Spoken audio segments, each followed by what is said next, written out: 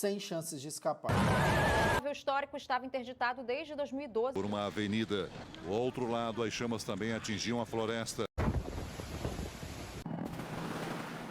Já foram registrados cerca de 8.600 incêndios ambientais. A mais grave crise hídrica americana em geral.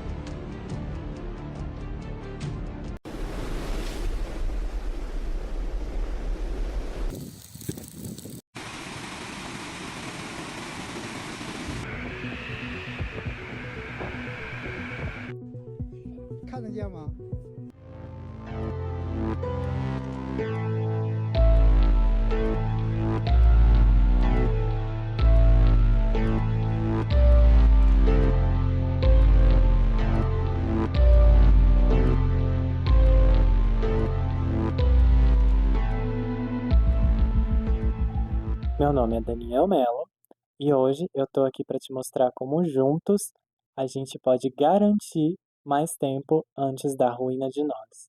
Sejam todos muito bem-vindos ao Antropoceno Solar Punk. Quando a gente fala de mudanças climáticas, é natural que surja a necessidade de encontrar um ou mais vilões para essa história. E, definitivamente, um dos mais populares é a forma como o agro funciona nos dias atuais. Tendo-se em vista, a gente consegue levar esse ponto como um ponto de partida para tentar encontrar uma solução para esse caos que a gente está vivendo. Sendo assim, vamos dar uma olhadinha em um dos maiores produtores do agro de hoje em dia? Vamos dar um pulinho ali em Goiás, só.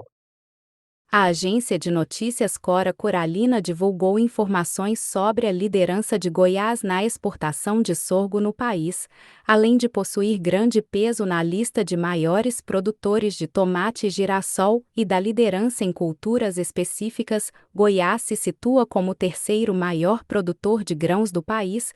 O estado produziu 28,8 milhões de toneladas no ciclo de 2021 a 2022. Ficando atrás apenas de Mato Grosso e Paraná.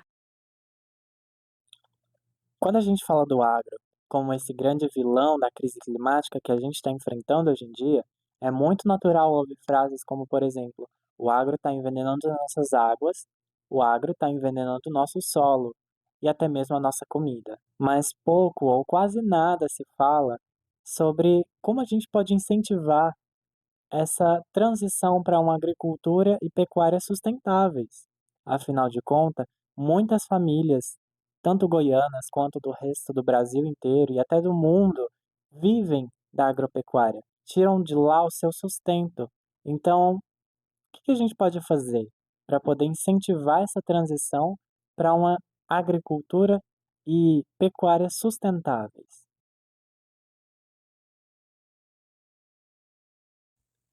A agricultura familiar é caracterizada por diversas atividades econômicas. No entanto, o que define o segmento são as pessoas que estão diretamente ligadas à produção.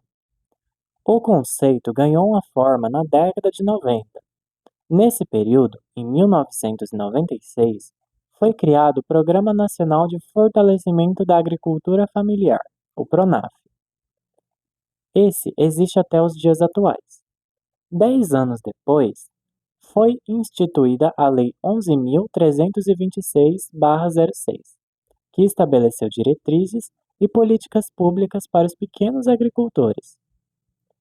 O próprio governo federal destaca que os agricultores familiares são responsáveis pela maior parte da produção de alimentos distribuídos para o consumo da população brasileira. Para o Estado, este setor é constituído de pequenos produtores rurais, povos e comunidades tradicionais, assentados da reforma agrária, silvicultores, aquicultores, extrativistas e pescadores. A produção se baseia na safra do milho, raiz de mandioca, pecuária leiteira, gado de corte e ovinos. O último levantamento sobre o segmento, o Censo Agropecuário, foi divulgado em 2017. A pesquisa foi realizada em mais de 5 milhões de propriedades rurais de todo o Brasil. Nesse universo, 77% dos estabelecimentos agrícolas do país foram classificados como agricultura familiar.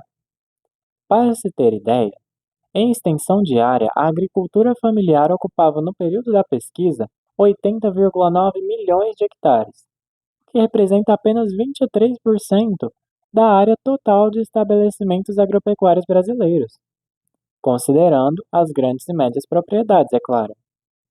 No entanto, o setor empregava mais de 10 milhões de pessoas em setembro de 2017, isto é, 67% do total de pessoas ocupadas na agropecuária.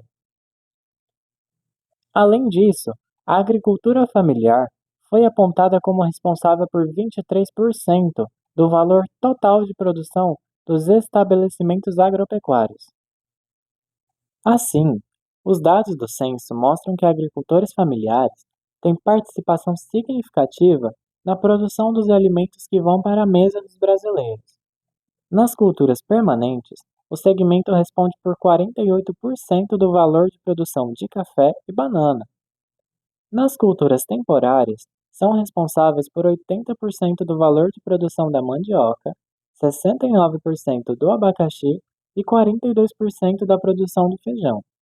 De acordo com a professora da Escola de Agronomia da Universidade Federal de Goiás e coordenadora da Agro Centro-Oeste Familiar de 2023, Graciela Corcioli, a gente trabalha com esses dados de 2017 para mensurar diversos indicadores da agricultura familiar e da agricultura como um todo.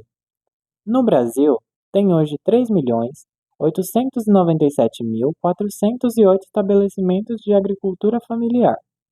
Isso representa 76,8% de todos os estabelecimentos agropecuários do país.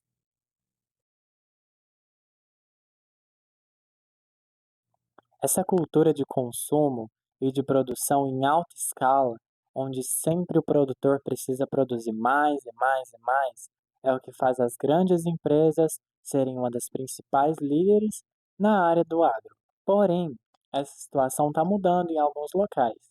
Por exemplo, se a gente fosse falar um pouquinho de Jussara, aqui em Goiás, a gente tem muitos programas governamentais que estão incentivando os pequenos produtores, sendo Jussara uma cidade com tradições que perduraram por décadas e com uma economia majoritariamente rural, essa situação está parecendo querer mudar. Vamos dar uma conferida?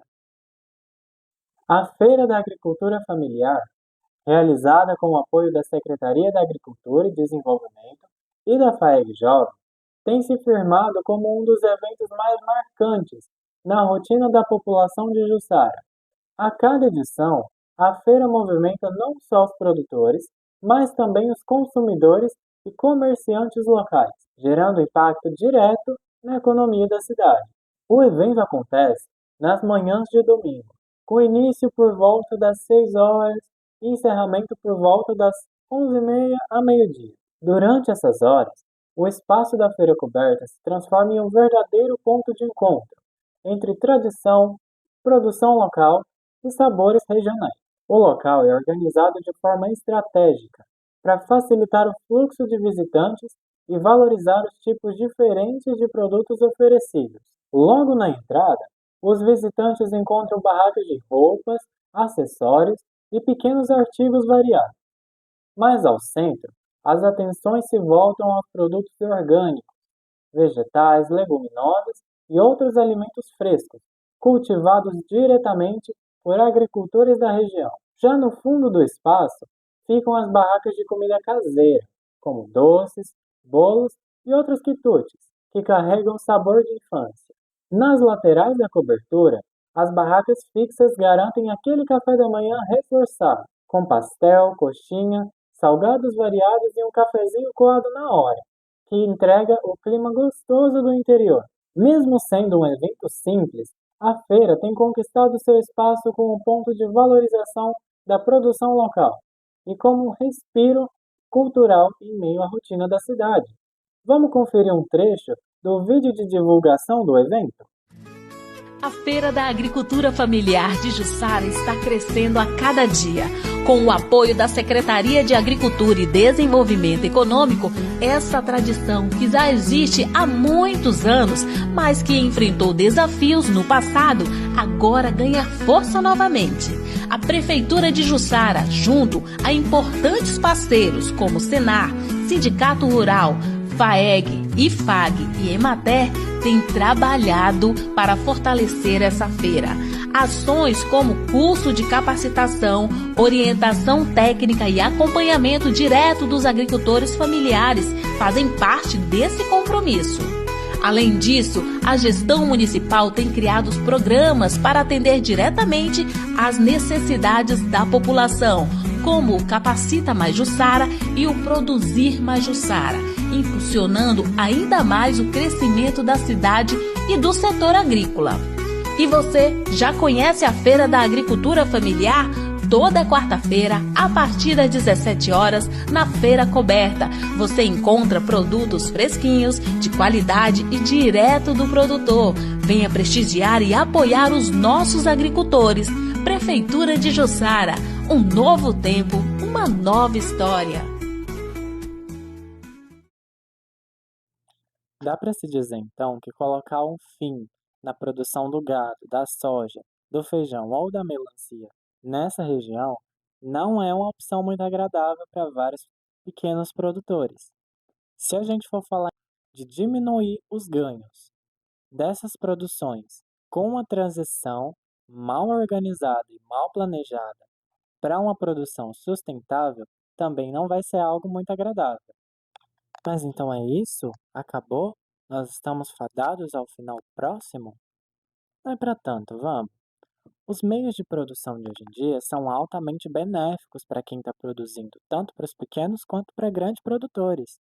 Então, chegar para eles agora e falar, olha, é o seguinte, a saúde do nosso planeta está sendo prejudicado por conta do seu meio de produção.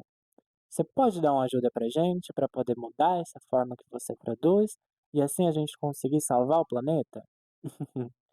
Isso definitivamente não está nos planos deles por enquanto. Uma forma de a gente conseguir o apoio deles é mostrar que mudanças para a gente conseguir reverter a crise climática de hoje em dia são possíveis e ainda assim a gente consegue fazer de uma forma que eles não vão sair perdendo, que eles ainda terão lucro.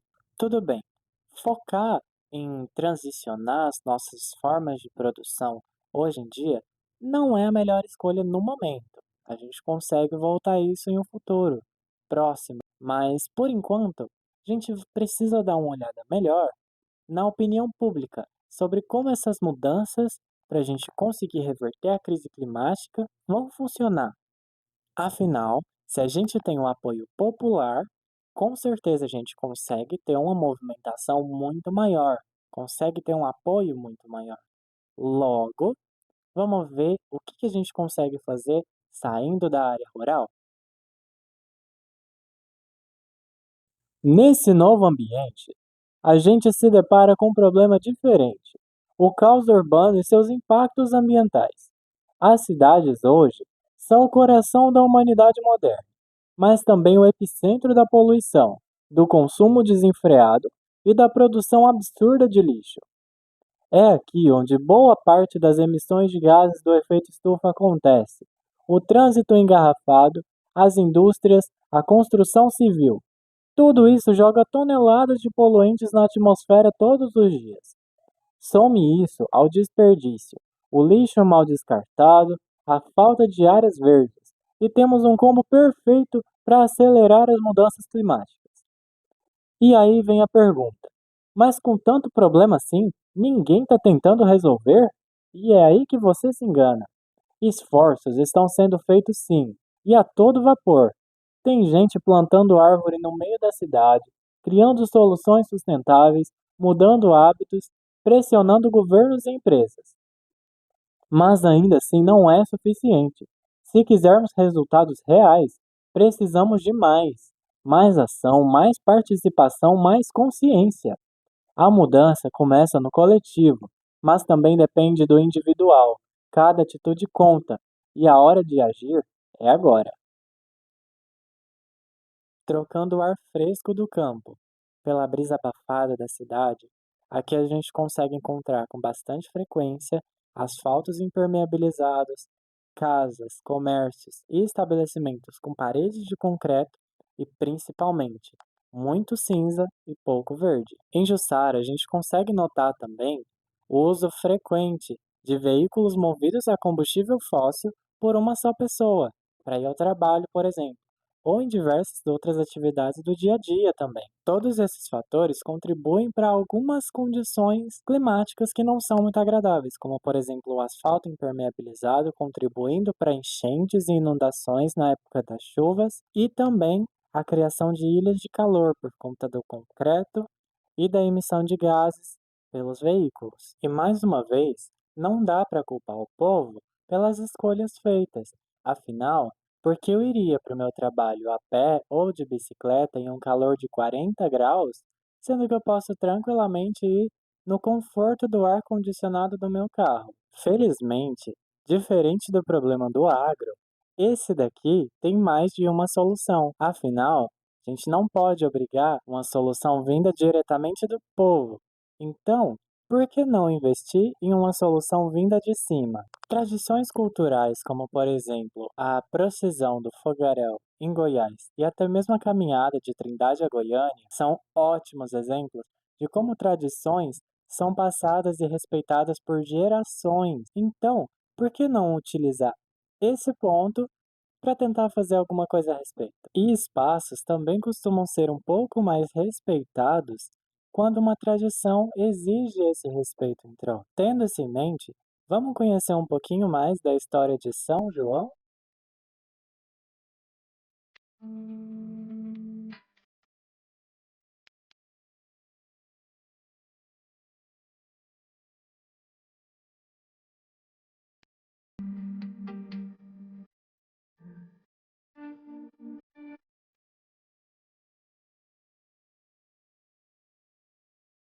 Hoje em dia, quando conversamos com outras pessoas sobre o distrito de Águas de São João, a maioria se lembra do local apenas pelas festividades e as águas sulfurosas.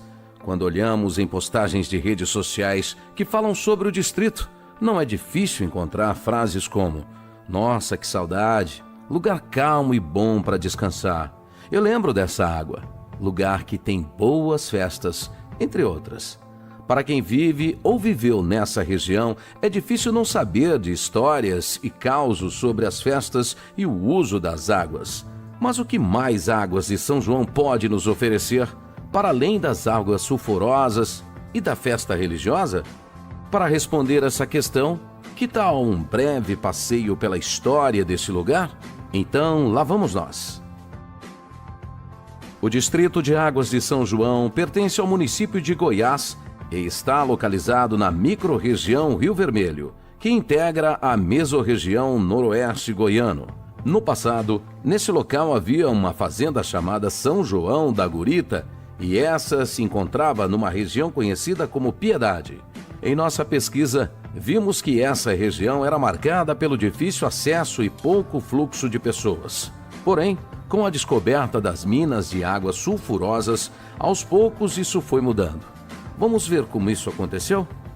É difícil definir quando as águas passaram a ser usadas como forma de obter cura ou milagre, pois não existem documentos oficiais que registrem um acontecimento. Normalmente, os relatos que são conservados na memória não conseguem apresentar datas, mas podemos encontrar relatos de outras formas. Existe um livro espírita chamado Águas de São João, do autor Manuel Guida. Nele, é possível ver, através de relatos psicografados, como aconteceu a formação do território no qual está localizado o distrito, a movimentação de pessoas e também os motivos da existência das águas. Assim, na falta de registros oficiais, podemos falar em uma história mítica de Águas de São João. Isso não é curioso? Nesse livro, Manuel Guida apresenta alguns relatos que envolvem antigas tribos indígenas que, buscando novos espaços, chegaram onde são encontradas as minas de águas sulfurosas. Estes só conseguiram, pois receberam a ajuda de um deus chamado de Trovão, que sua tribo cultuava. Após chegar ao local e perceberem que os animais faziam uso daquela água, passaram a fazer o mesmo. O uso dessa água, segundo a narrativa psicografada, proporcionou aos indígenas uma vida que variou de 238 a 282 anos. Mas não paramos por aqui. Enquanto narra as transformações locais, o livro mostra que no ano de 1896, um fato importante ocorreu. Um viajante que padecia de epidemia buscando um lugar para viver, passa por essas minas de água. Para matar a sede, bebeu do líquido e, após um tempo, estava se sentindo melhor. Isso motivou o uso constante e, após 30 dias, estava curado.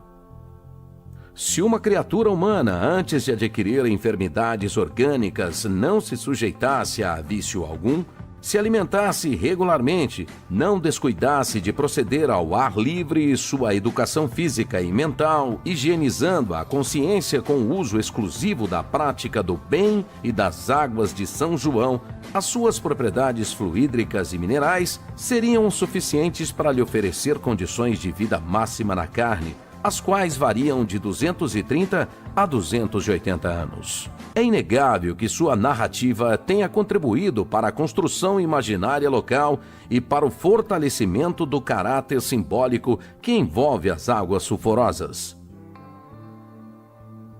Além do que pode ser encontrado no livro, considerando pesquisas e bibliografias consultadas, temos ainda o relato de um frei que, passando pelo local, sentiu sede e foi levado onde brotavam aquelas águas. Após beber, percebeu que não eram normais. Diversas são as histórias e mitos que envolvem o distrito. Em 1934, a revista Informação Goiana do Rio de Janeiro publicou 2 reportagens que falavam sobre as águas e como se chegar no até então vilarejo.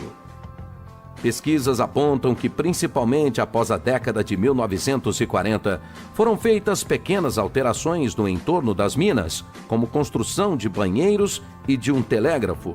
A construção de uma infraestrutura no local demonstra que, nesse período, houve então um aumento do fluxo de pessoas, como os visitantes que passaram a frequentar o vilarejo.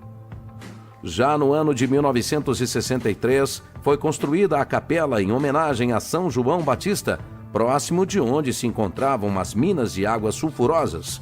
Essa construção marcou o início da realização da festa em homenagem a São João Batista, o padroeiro local. Com a realização dessa festividade, desenvolveu-se então uma nova relação entre o Distrito de Águas de São João e seus bens culturais. Apesar de uma forte presença da religião católica no local, observamos a busca pelas águas e as narrativas dos milagres que são provenientes de seus usos.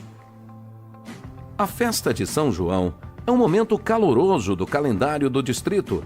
Nela encontramos moradores locais reunidos em um clima típico de cidade do interior.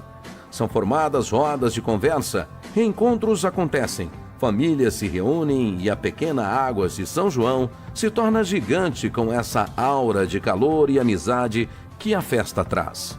Esse momento ocorre em um dos locais centrais do distrito, onde são encontradas algumas minas de águas sulfurosas, onde foi construída a capela e próximo da área de relevante interesse ecológico. Esse local não é apenas da festa religiosa e nem de domínio das águas sulfurosas. Esse espaço é da comunidade, da união e da solidariedade que faz esse pequeno distrito um local com grandes histórias e a consolidação de uma forma de agir na qual quem precisa sempre é abraçado e cuidado. 2 tradições distintas se juntam em um pequeno espaço e formam o grande e caloroso Distrito de Águas de São João. No ano de 2000 ocorre a criação da área de relevante interesse ecológico. De acordo com o decreto número 5.182, de 13 de março de 2000, artigo 2º, a área de relevante interesse ecológico, instituída no artigo anterior, destina-se a preservar os mananciais, a flora, a fauna e o paisagismo na área de surgimento das águas sulfurosas do Distrito de São João. Nas entrevistas que realizamos, diversas posições foram percebidas, umas que mostraram concordância com as regras a serem cumpridas no local, e outros que demonstraram preocupação, pois sentiram que essas regras afastariam parte da população. quanto à percepção e os usos do local. Guilherme Alves de Lima Costa diz que São João, como disse no início, era algo natural, quase um trieiro, coisa bem simples. Os banheiros de tomar banho era algo muito simples. A praça era um chão batido, a quadra era tudo muito rústico. Hoje, quando você vai em Águas de São João, há um portão grande, portal para entrar no parque que tem uma porteira de madeira. Essa porteira, por um tempo, foi fechada para que nenhum carro pudesse chegar lá. A ideia era proteger, porque estava acabando com a vegetação, com o barro que era próprio de lá. Santa Bruno de Bastos relata que eu acredito no milagre, sim. Para mim, o milagre existe pelas histórias e pelas pessoas que a gente já viu. A água era usada por meio de banho só com ela e também para beber. O barro era utilizado para cicatrizar feridas. Tinha muita gente que naquele tempo ia para lá com lepra e aí se curavam com barro. Passavam o barro e curava. Sei da minha avó e da minha sogra falarem disso. Como estamos falando de um bem local, este momento será aberto para algumas produções feitas por alunos do Distrito de Águas de São João. Nelas vamos observar como eles percebem o local em que vivem. De uma forma geral, podemos notar as seguintes características. As narrativas sobre as águas e a presença religiosa são fortes no local. Em muitos desenhos, eles conseguem apresentar os elementos representados pelas minas de água, a bica, os banheiros e a capela em homenagem a São João Batista. Esses desenhos, mapas mentais, podem apresentar alguns elementos que demonstram a força e importância desses bens para o distrito. Eles estão presentes na formação e cotidiano de cada uma das crianças, com abordagens e focos distintos. Pensar em Águas de São João na perspectiva do patrimônio cultural faz com que cada um de nós passemos a olhar de forma mais especial para os bens culturais locais e, principalmente, os costumes, as formas de agir e viver no seu espaço. Adentrar o espaço da capela, caminhar pela praça, conhecer a infraestrutura construída para as minas, assim como a área de relevante interesse ecológico no local, permitem ao visitante um contato com uma materialidade repleta de simbolismos e construções imaginárias que mesclam elementos do místico, do sagrado e da secularidade da comunidade no entorno. Conhecendo presencialmente, o visitante pode se banhar não só nas águas sulfurosas, como também pode se banhar na história e nas narrativas de fé e esperança de milagres, que são passadas de geração em geração entre os moradores locais, mantendo viva essa tradição e esse espaço.